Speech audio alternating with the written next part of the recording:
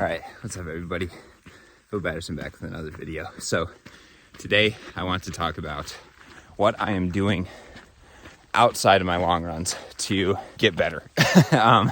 As simple as that. For training purposes, especially for an ultramarathon, it's important to have a plan, obviously. But for me, I have kind of a two-stage plan. Okay, so two-stage plan. The first one is hiking Machu Picchu in June. Machu Picchu is pretty crazy because it's like 28 miles over the course of 4 days and a lot of elevation gain. A lot of that elevation gain is going to be at altitude. There's not much I can really do there because I don't have like an altitude chamber. I might experiment with heat training just to see if I can mitigate any issues that might arise, but that's beside the point. So the first phase is really get fit for Machu Picchu.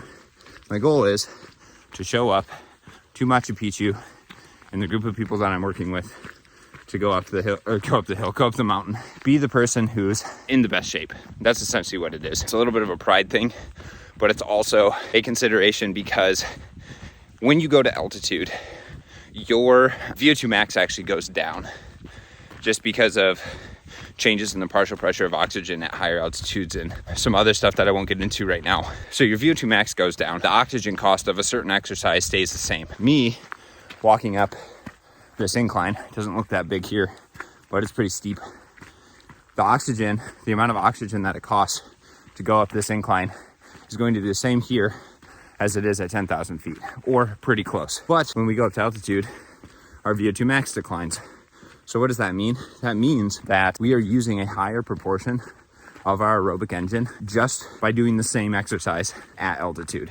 So when that becomes a problem is, people who go up to like really, really high elevations, like Everest and other places like that, where the oxygen gradient is so low that it's really hard to even get any oxygen, to your working muscle. And at that point, everything you do is essentially higher than your VO2 max at that altitude.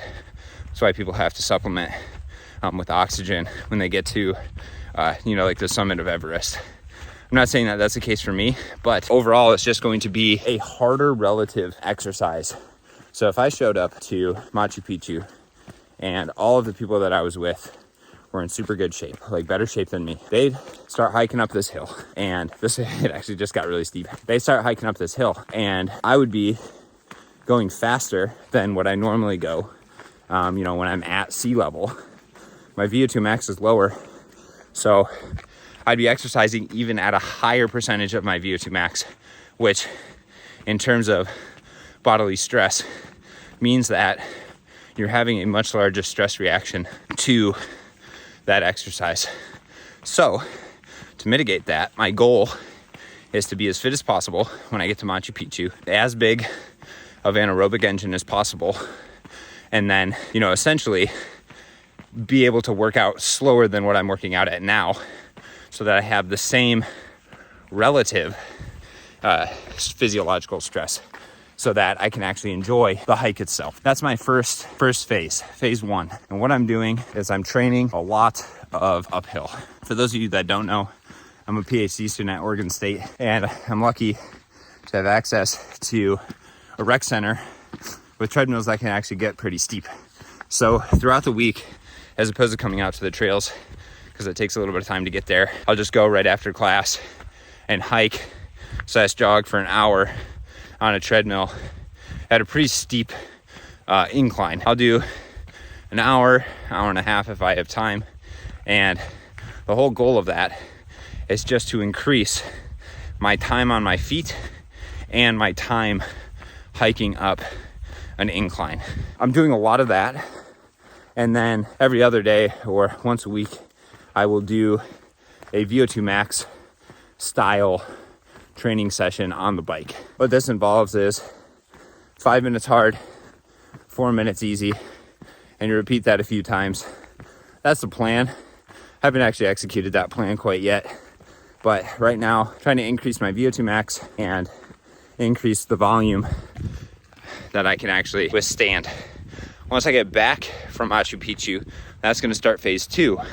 Phase two, I will be specifically training for a 100 kilometer race that's in Bend. I haven't looked at the actual elevation map, but I imagine it's going to be pretty hilly.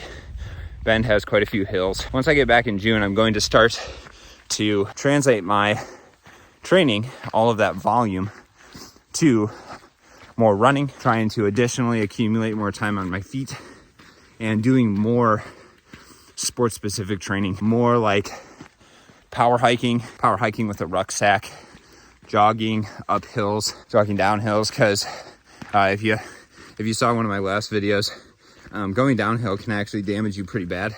So I want to allow my tissues to be pretty tolerant of the uphill and the downhill. But I also just want to be able to jog most of this stuff. So by the end of October, my goal would be to be able to jog to the top of this climb that I'm doing. I'm most likely not going to run a lot of the uphills during the race, just because my hiking pace and then the little bit of increase in speed that I get from running is greatly different in terms of the physiological stress. Like my heart rate is like 20 or 30 beats higher. My VO2 is like through the roof compared. I'll probably, work on a combination of those. But the biggest thing is I just need to continue to expand my ability to accumulate volume by being on my feet longer, by doing a little bit more running. So that's not very specific. That's kind of what I'm going to continue to do is once a week, do a hard workout. Once a week, do a long workout. The rest of the days of the week, try to accumulate as much volume as I possibly can. And by volume, like when I measure my amount of volume that I'm actually accumulating, I'm just looking at steps.